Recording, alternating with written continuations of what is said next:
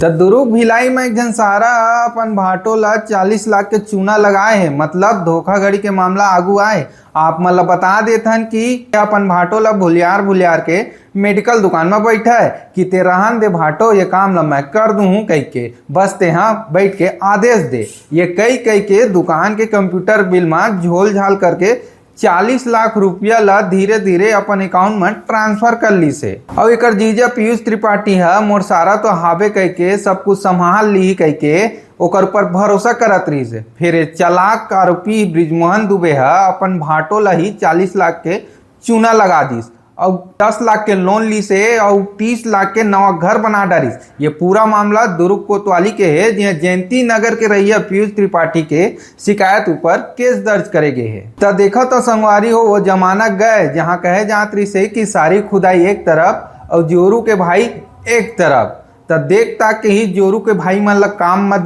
रखू, नहीं तो जो जीजा जी बोलेंगे वो मैं करूंगा कहां पूरा धन संपत्ति के सफाई कर सकत है। फिलहाल ये पूरा वीडियो के बारे में आप मन के कहा रहे हैं हम लोग कमेंट बॉक्स में बताओ और देखा था हमारे चैनल ठिया छत्तीसगढ़।